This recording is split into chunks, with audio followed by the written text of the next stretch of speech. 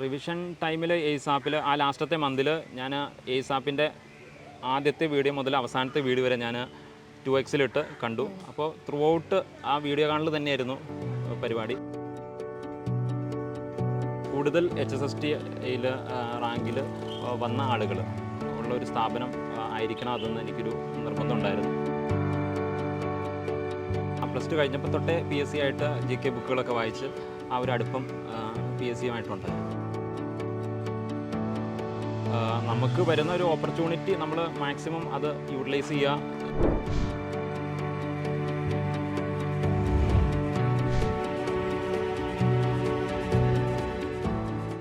HSST എക്കണോമിക്സിൽ first rank എയ്സാപ്പിലൂടെ സ്വന്തമാക്കിയ അനസ് ബഷീറിൻ്റെ ഒപ്പമാണ് നമ്മൾ ഇന്നുള്ളത്. Welcome sir. നമുക്കറിയാം PSC ആസ്പിരൻസിനെ സംബന്ധിച്ചിടത്തോളം ഇതൊരു ഡ്രീം മൊമെൻ്റ് ആണ്. അപ്പോൾ അവർക്ക് സാറിൻ്റെ ഈ ഒരു സക്സസ് ജേണി, അതായത് ഫസ്റ്റ് റാങ്കിലേക്കുള്ള ആ ഒരു ജേണി അറിയാൻ നല്ല താല്പര്യം ഉണ്ടാവും. സാർ വർക്കിംഗ് ആയിരുന്നു എന്നല്ലേ പറഞ്ഞത്, അപ്പം എങ്ങനെയായിരുന്നു സാറിൻ്റെ ആ ഒരു ജേണി ഒന്ന് പറയാമോ? ചെറുപ്പം മുതലേ ടീച്ചിങ് ആയിരുന്നില്ല എൻ്റെ ഒരു പാഷൻ. ഞാനൊരു കോളേജിലൊക്കെ എത്തിയതിന് ശേഷമാണ് ടീച്ചിങ് ഫീൽഡിനെ കുറിച്ച് ആലോചിച്ച് തുടങ്ങിയത്. അപ്പോൾ PSC-യിലേക്ക് എത്തിയത് എങ്ങനെയാണെന്ന് പറയാം? PSC-യിൽ എൻ്റെ വാപ്പച്ചി ഒരു ഗവൺമെൻറ് എംപ്ലോയി ആണ്. അതുപോലെ തന്നെ ഞങ്ങളുടെ റിലേറ്റീവ്സിൽ അത്യാവശ്യം PSC പഠിപ്പിക്കുന്ന ആൾക്കാരുണ്ട്. അതുപോലെ തന്നെ PSC ജോലി ചെയ്യുന്ന ആളുകളുമുണ്ട്. അപ്പോൾ അങ്ങനെ വന്നപ്പോൾ സ്വാഭാവികമായിട്ടും ഞാനും ആ ഒരു PSC-യിലോട്ട് വന്നു.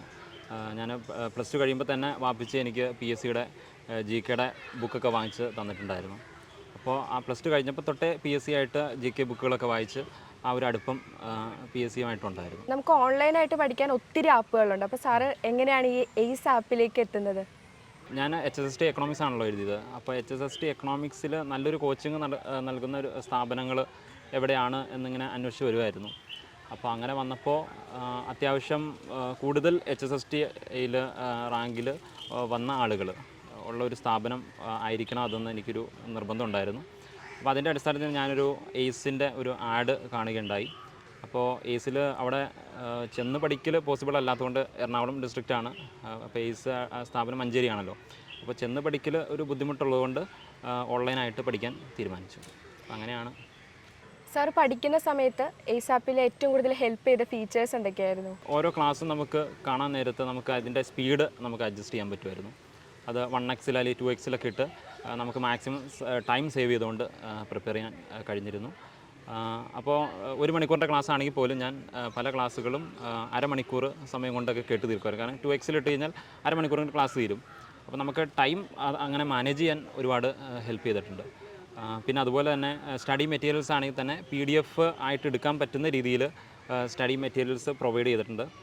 അപ്പോൾ അങ്ങനെ ആ സ്റ്റഡി മെറ്റീരിയൽസ് ആകുമ്പോൾ എനിക്ക് നോട്ട് എഴുതി സമയം കളയേണ്ട വന്നിട്ടില്ല.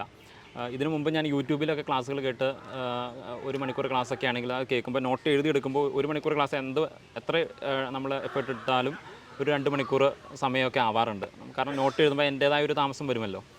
പക്ഷേ എയ്സിലെ ക്ലാസ്സുകൾ ഞാൻ ക്ലാസ്സുകൾ 2x കാണുകയും അതുപോലെ തന്നെ ഈ പറയുന്ന PDF മെറ്റീരിയൽസ് ഞാൻ ഫോട്ടോസ്റ്റാറ്റ് എടുക്കുകയും ചെയ്തപ്പോൾ എനിക്ക് ആ 1 മണിക്കൂർ ക്ലാസ് 1 മണിക്കൂറിനുള്ളിൽ തന്നെ പഠിച്ചുകൂടി തീർക്കാനായിട്ട് സഹായിച്ചിട്ടുണ്ട്. പിന്നെ നമ്മൾ അധ്യാപകർ പഠിപ്പിക്കുന്ന കാര്യങ്ങളൊക്കെ ആണെങ്കിൽ തന്നെ ബാക്ക്ഗ്രൗണ്ടിൽ പുറകിൽ ബോർഡിൽ അത് ടൈപ്പ് ചെയ്ത് വരുന്നത് കൊണ്ട് സ്വാഭാവികമായിട്ട് നമുക്കത് അതും കൂടിയും കണ്ടുകൊണ്ട് മനസ്സിലാക്കാൻ സാധിക്കുമായിരുന്നു. അപ്പോൾ അതൊക്കെ നല്ലൊരു ഗുണകരമായിട്ടുള്ള കാര്യമായിരുന്നു. പിന്നെ നമുക്കതിൻ്റെ ക്വാളിറ്റി നമുക്ക് അഡ്ജസ്റ്റ് ചെയ്ത് ഇടാനായിട്ട് സാധിക്കും. അപ്പോൾ നമുക്ക് കുറഞ്ഞ ക്വാളിറ്റിയിൽ ഇട്ടാലും ക്ലാസ്സിന് നല്ല ക്വാളിറ്റി ഉണ്ട്. ഒത്തിരി ഡാറ്റ കൺസ്യൂം ചെയ്യാത്തത് കൊണ്ട് ഞാൻ മിക്ക ക്ലാസ്സുകളും കുറഞ്ഞ ക്വാളിറ്റിയിലിട്ടാണ് കണ്ടത്. സാർ ഓൾറെഡി വർക്ക് ചെയ്യുന്ന ഒരാളാണ്. അപ്പം അതിൻ്റെ ഇടയിൽ എങ്ങനെയാണ് ആ ഒരു പഠനം എങ്ങനെയായിരുന്നു അത്? ഞാനൊരു സ്ഥാപനത്തിൽ വർക്ക് ചെയ്യുന്നുണ്ടായിരുന്നു. അപ്പോൾ കാരണം നമ്മളൊരു പഠനം കഴിഞ്ഞ ഉടൻ തന്നെ ഒരു സ്ഥലത്ത് ജോലിക്ക് പോകുക എന്നുള്ളത് ഇമ്പോർട്ടൻ്റ് ആയിട്ടുള്ള കാര്യമാണ്. കാരണം നമ്മൾ ഡിഗ്രി PG BEd കഴിയുമ്പോൾ അത്യാവശ്യം നമ്മുടെ ഒരു ഏജിലോട്ട് നമ്മൾ വരും. അപ്പോൾ വർക്ക് ചെയ്യേണ്ട ഒരു സാഹചര്യം നമുക്കുണ്ടായിരുന്നു. അപ്പോൾ സ്വയമായിട്ട് നമ്മൾ വർക്ക് ചെയ്തു. പക്ഷേ ഒരു സ്കൂളിൽ നമ്മൾ സ്വയമായിട്ടും വർക്ക് ചെയ്യുമ്പോൾ നമുക്ക് എല്ലാ ടൈം പീരീഡും നമ്മൾ ക്ലാസ്സിൽ അവൈലബിൾ ആവേണ്ട ഒരു സാഹചര്യം വരില്ല. അപ്പോൾ 2-3 പീരീഡുകളൊക്കെയാണ് ഒരു ദിവസം വരാറുണ്ടായിരുന്നുള്ളൂ.